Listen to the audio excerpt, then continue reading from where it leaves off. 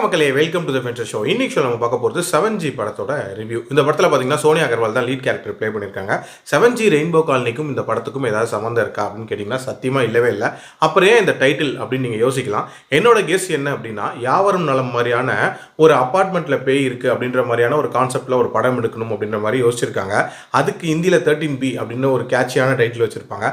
அதே மாதிரி நம்மளும் ஒரு கேட்சியான டைட்டில் வைக்கலாம் அப்படின்னு யோசிச்சுட்டு இருக்கும்போது சோனியா அகர்வால் தான் நம்ம படத்தில் இருக்காங்களே, அதனால 7G வச்சு மேட்ச் பண்ணிடலாம் அப்படின்ற மாதிரி மேட்ச் பண்ணியிருக்காங்க. இந்த படத்தோட கதை அப்படின்னு பார்த்தீங்கன்னா, தமிழ் சினிமாவோட most successful horror movie template அப்படின்ற மாதிரி சர்ச் பண்ணி அதுக்கு ஒரு ரிசல்ட் வரும்ல, அந்த ரிசல்ட்டில் எடுத்துகிட்டு அதில் உள்ள வேல்யூஸை மட்டும் மாற்றி இவங்களோட கேரக்டர்ஸை ரீப்ளேஸ் பண்ணால் எப்படி இருக்குமோ அதே மாதிரியான ஒரு படமாக தான் இந்த படம் இருந்துச்சு. எந்த விதமான புதுமையும் இல்லாத ஒரு படம் தான். அதாவது ஸ்மிருதியோட ஃபேமிலி போகக்கூடிய ஒரு அப்பார்ட்மெண்ட்டு, அந்த அப்பார்ட்மெண்ட்டில் ஆல்ரெடி சோனியா அகர்வால் பேயாக இருக்காங்க.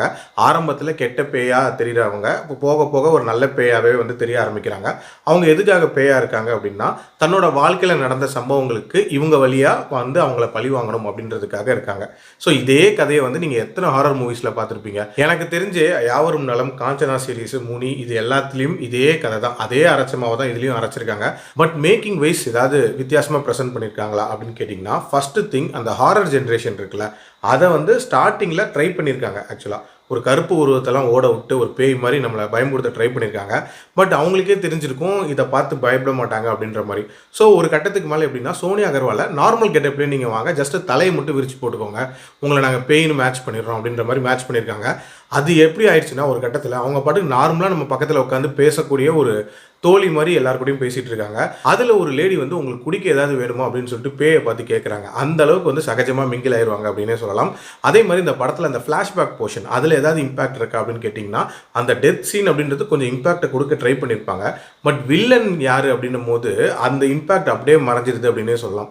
அதாவது சித்தார்த் விபின் அவர் தான் வந்து இதில் வில்லனாக நடிச்சிருப்பாரு. இதற்கு தானே ஆசைப்பட்ட பாலகுமாரால் வந்து லைக்ஸ் பிச்சுக்கும் அப்படின்னு சொல்வார்ல, அவர் தான். ஸ்டார்டிங்கில் அவரை வந்து கொஞ்சம் காமெடியாக அந்த படத்திலே காட்டிடுவாங்க. அதுக்கப்புறம் ஒரு சீரியஸாக வில்லத்தனம் பண்ணும் போதெல்லாம் அதுவுமே காமெடியாக தான் இருந்துச்சு அப்படின்னே சொல்லலாம். அதே மாதிரி ரிவெஞ்ச் எடுக்கிற மெத்தட்லாம் பார்த்தீங்கன்னா, பழைய நீயா படம் இருக்குல்ல, அந்த ஸ்டைலெல்லாம் ட்ரை பண்ணியிருப்பாங்க. ரொம்ப சுமாராக தான் இருந்துச்சு. ஆக்சுவலாக சோனியா அகர்வால் அண்ட் ஸ்மிருதி வெங்கட் இவங்களோட அந்த ஆக்டிங் அண்ட் இவங்களோட கேரக்டர் ஓரளவுக்கு நீட்டாக எழுதப்பட்டிருக்கும். மற்ற கேரக்டர்ஸ் எல்லாமே பைசாக்கு பிரோஜனம் இல்லை அப்படின்னே சொல்லுவேன். அதுலேயும் குறிப்பாக சொல்லணும்னா வந்து ஸ்மிருதி வெங்கட்டோட ஹஸ்பண்ட் கேரக்டர், அந்த ஹஸ்பண்ட் கேரக்டர் இந்த படத்தில் எதுக்கு வச்சுருக்காங்க அப்படின்றது சத்தியமாக புரியவே இல்லை. பிரச்சனை இருக்கும் போதெல்லாம் எங்கேயாவது ஓடி போயிடுறாரு, இல்லைனா வந்து ட்ரிப்பு போயிடுறாரு. எல்லாம் முடிஞ்சதுக்கப்புறம் ஜாலியாக வந்து அந்த வீட்டில் குடியேற மாதிரிலாம் காட்டியிருப்பாங்க. இன்ஃபேக்ட் அவர் மேலே ஆசைப்படக்கூடிய ஒரு பொண்ணு அப்படின்ற மாதிரி ஒரு கேரக்டரை கொண்டு வந்திருப்பாங்க. அந்த பொண்ணு பார்த்தா பிளாக் மேஜிக் அது இதெல்லாம் பண்ணிகிட்டு இருக்கோம். அதெல்லாம் இந்த கதைக்கு தேவையே இல்லாத ஒரு ஆணியாக தான் இருந்துச்சு அப்படின்னே சொல்லலாம். ஓவரால் ரொம்ப சுமாராக அட்டன் பண்ணப்பட்ட ஒரு ஹாரர் மூவி தான். என்னோட ரேட்டிங் இந்த படத்துக்கு 2/5. அடல்ட் கண்டென்ட்லாம் பெருசாக இல்லை, பார்க்கணுன்னா உங்கள் விருப்பம். மீண்டும் அடுத்த விமர்சனத்தில் சந்திக்கிறேன். நன்றி, வணக்கம்.